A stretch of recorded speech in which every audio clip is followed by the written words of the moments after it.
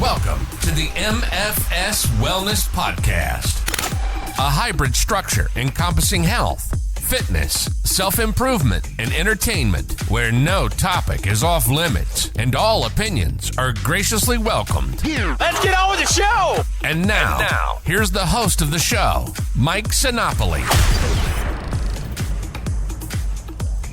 This is the MFS Wellness Podcast. I am Mike Sinopoli, and on this episode, I am going to review one of the three supplements I believe are worth taking and can help us in our fitness journey and our lifelong goal of being the healthiest person on the planet.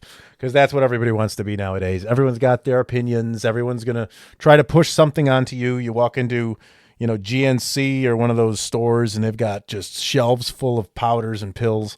What's going to help, what's not going to help. The vast majority of that shit is a complete waste of money. There's lots of promises that makes is not necessarily. Most of everything you can get through food. So that's something you want to keep in mind. And with the way the groceries are priced now, you're going to want to go ahead and just, spend your money on fucking food, not all this other shit. But there are a few, supplements that can be helpful. One's caffeine. You know what that does. I believe in that if you need it.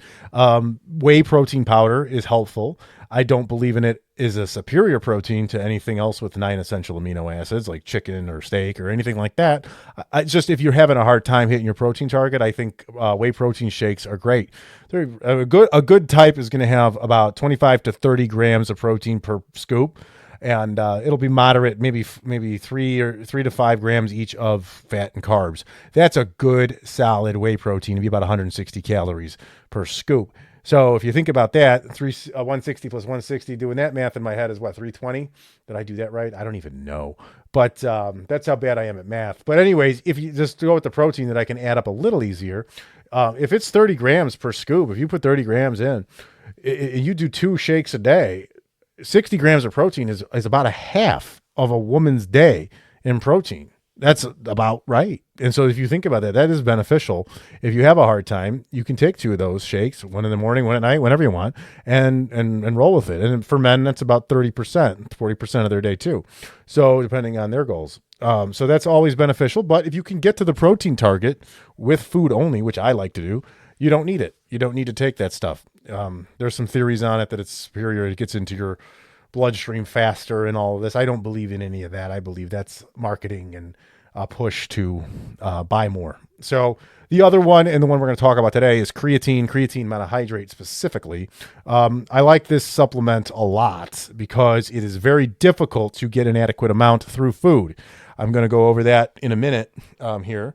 But I would highly recommend this supplement for men and women. And women have been obviously not sold creatine, which is unfortunate. And I believe most people remember creatine from maybe back in high school. Like the football team was taking it, and they thought it was like this low-key legalized steroid or some shit, which it's not. But it has so many health benefits. It has like 200 years of study behind it. And it's very simple. It's very inexpensive. And the fact we are not doing more to promote this is unfortunate, because this is really can be on top of everything else, very helpful. When I say on top of everything else, I mean that if you're not strength training, you're not eating right, creatine not going to do much for you. I mean, it might do. There's some theory behind it of cognitivity help because it's stored within the brain as well as in the muscles. So there is benefit even if you're not. But I would expect you to have greater benefit if you have a solid foundation of training, eating well, sleeping well, and managing your stress. So all those things in play, creatine on top is just going to amplify everything for you. So that's what I believe in doing. So just to kind of give you an overview what it is, creatine is a type of amino acid similar to those that make up proteins and is naturally produced in the body by the liver and kidneys. It is stored in the muscles in the brain, like we said, and the creatine helps your muscles produce ATP, which is the main energy source for muscle contractions during short bursts of high intensity activity. Where to find it? You can get it in food. That's what we said, meat and seafood mostly, but also through supplementation, which is normally I'm always for food, but in this case, creatine supplementation is going to be way easier and better off. Why people take it? Well, many take this obviously to improve their exercise performance, increase their muscle mass, and potentially aid in recovery. And you want to take creatine monohydrate. It comes in capsules, gummies, or powders. I take the powder. I'm boring. I take the unflavored powder. I just put a little bit of water in a blender bottle and suck it down within I don't know, 5-6 seconds. It's done. And then, it's no frills. I don't give a shit. Sometimes we can't make everything taste like Kool-Aid because, we're adults and we just got to do things that are effective. So, okay, so why can't I just get this through my food? Why do I have to buy this powder? Before I tell you that, I do want to make sure you know that I am not selling creatine at all. I'm not repping a brand. I don't have a promo code to drop to anybody and any of that shit. I'm doing this because I believe in it. So just so you know where my bias does and does not lie. This is just my thoughts and through what I've read and what I've done. And I am taking this right now. And what I take is 5 grams daily. And the recommended amount is 5 grams daily for anybody. They say 3 to 5 grams. So whatever you want to do. But it doesn't matter. Old, young, man, woman, trained athletes, sedentary slob. It doesn't matter what you are. That's where you start. 5 grams a day. Now to make a little bit of sense out of why you cannot or you don't want to do this through food is strictly because if you take some of the best sources of protein and creatine, which is beef, codfish, cow's milk, pork, salmon, and chicken breast, okay, those are some of the best sources of protein that you can get, and it has creatine within. However, if you add up 1 serving of all of those and you have 1 serving a day of each of those, you'll only be at 2.2 grams of creatine when you want to hit 5. So, and then it alleviates too. Taking the 5 grams of creatine alleviates the thought process of having to eat enough food to hit a creatine amount. So you can just go ahead and focus on your protein amount, which is a lot easier to kind of calculate and get to. So that's why I would do that. Because even for instance, just right here, beef, one of my favorite sources, steak, beef, whatever, 100 grams only has 0.45 grams of creatine inside of it.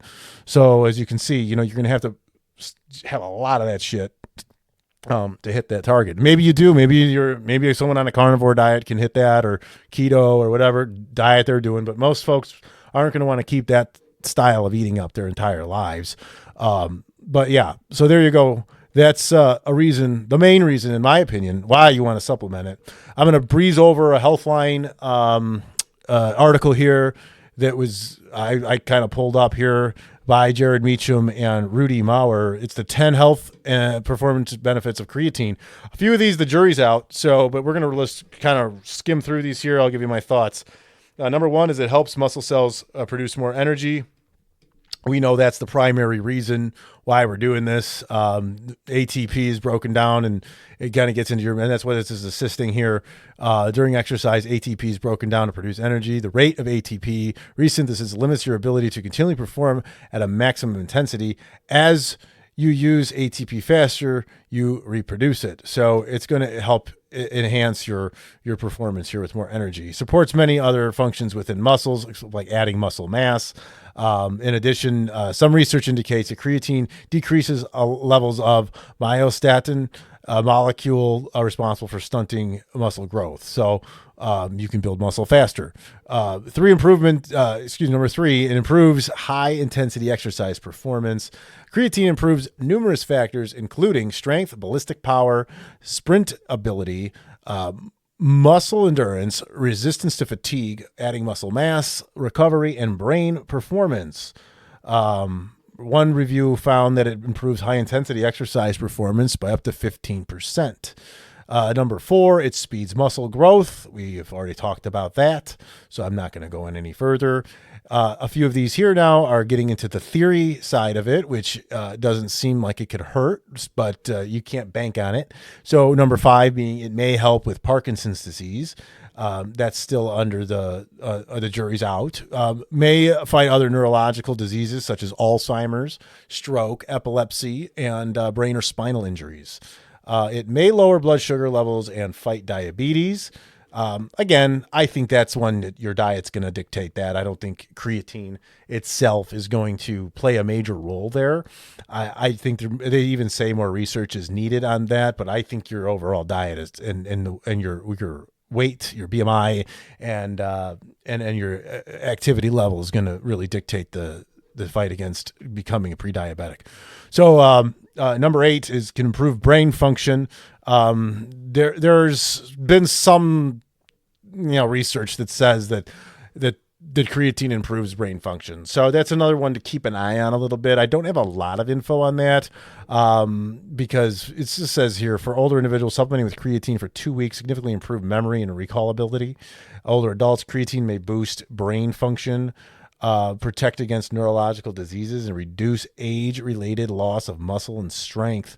So again, this is something that you should see there. If a 90-year-old lady should be slugging creatine, who cares? See, that's why everything's so there's such a stigma around everything. Right? The only people taking creatine are the young kids over there trying to play football or wrestling or something. Not necessarily. Number 9, it may reduce fatigue and tiredness. That's another one, just a little extra energy. And then it's also safe and easy to use. So it's been researched for more than 200 years. Numerous studies support safety for long-term use. Clinical trials lasting up to 5 years report no adverse effects in healthy individuals. What's more, supplementing is very easy. Take 3 to 5 grams of creatine monohydrate powder per day. Done. Let's do it. Bottom line here, they say, at the end of the day, creatine is an effective supplement with powerful benefits for athletic performance and health. It may boost brain function, fight certain neurological diseases, improve exercise performance, and accelerate muscle growth. So add that in, and it doesn't look as if this article is necessarily trying to sell me anything. I like to see that, it's got a whole bunch of other stuff in this article, but I'm not going to go through it all right now. And it's something to kind of look into. There's another one, another myth or whatever, not a myth, but the myths is what I'm going to go to next. That's right. There's a lot of myths around creatine. Okay. So I'm going to breeze through these. Myth 1 is that it's only for bodybuilders. We know that's not true. That's how it's been sold. Loading creatine is essential. We haven't talked about that. There's a theory out there that you're supposed to take 20 grams per day for 5 to 7 days and then maintain it at 5 from there. According to their studies, that's not necessary. There's a theory out there that you have to introduce it that way and load it into your body. But I don't think that's true. And it seems as if the studies kind of back that. And I believe that maybe that was just something that came up from one supplement company that wanted to sell more creatine. So, hey, if you have these people quadruple the dose for a week, we're going to sell X amount more because they're going to burn through it that much faster. So you have to always kind of have an eye open to the profitability behind these things and really see where their angle is. So you have to keep your eyes open to that. Creatine causes kidney damage. That's been something that has been out there that's been debunked multiple times. Myth is women should not take creatine. That's as false as it can get. That's actually doing women a disservice by saying that. We know that women, I have a list of why women specifically should take creatine. And if you don't believe me, listen to my last episode with Kayla Johnson.